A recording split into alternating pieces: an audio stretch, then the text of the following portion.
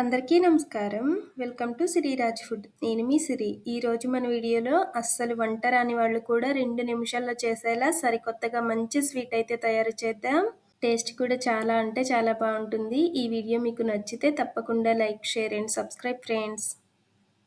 దీనికోసం ముందుగా గ్యాస్ మీద గిన్నె పెట్టుకొని 1 కప్పు నీళ్లు పోసి నీటిని మంచిగా మరిగించుకోవాలి. నీళ్ళనేవి బాగా మరిగిన తర్వాత మూత పెట్టి పక్కన పెట్టేద్దాం.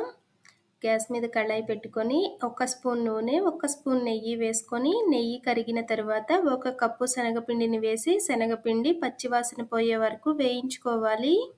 పిండి అనేది నేతిలో వేయగానే ఉండలు కట్టినట్టుగా వేగిన తర్వాత చక్కగా పొడి పొడిగా రవ్వలాగా తయారవుతుంది. మన ఛానల్లో ఇంకా ఈజీగా తక్కువ టైంలో చేసే స్వీట్స్, స్నాక్స్, హెల్తీ రెసిపీస్ చాలా ఉన్నాయి. కుదిరితే ఒక్కసారి చూడండి. వీడియోస్ మీకు నచ్చితే తప్పకుండా సబ్స్క్రైబ్ చేయండి. మనం వేసినప్పుడు పిండి అనేది ఉండలు కట్టినట్టుగా ఉన్నా కానీ గ్యాస్ తక్కువ పెట్టుకొని వేయించామంటే చక్కగా వేగిపోతుంది. శనగపిండి అనేది నేతిలో బాగా వేగాలన్నమాట. అస్సలు పచ్చివాసన రాకూడదు. ఇలా వేగిపోయిన తర్వాత 1/2 కప్పు పంచదార వేసుకొని పంచదారని ఒకసారి మంచిగా కలిపేసి మనం ముందు మరిగించి పెట్టుకున్న నీళ్లు ఉన్నాయి కదా, ఆ నీటిని కొద్ది కొద్దిగా పోసుకుంటూ ఉండలేమీ కట్టకుండా కలుపుకోవాలి.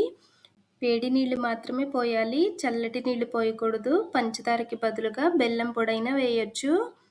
ఇలా నీళ్లు పోసిన తర్వాత గ్యాస్ ఆఫ్ చేసి చక్కగా కలుపుతూ ఉన్నామంటే స్వీట్ అనేది దగ్గరగా వచ్చేస్తుంది.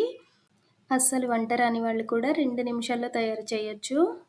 కప్పు శనగపిండికి కప్పు నీళ్లు మరిగించిపోయాలి. ఇప్పుడు స్వీట్ అయితే దగ్గర పడిపోయింది కదా, ఇప్పుడు దీనినైతే ఒక ప్లేట్లోకి తీసుకుందాం. ఇలా కాదు అనుకుంటే చక్కగా నెయ్యి రాసిన ప్లేట్లో వేసి ముక్కలుగా అయినా కట్ చేసుకోవచ్చు.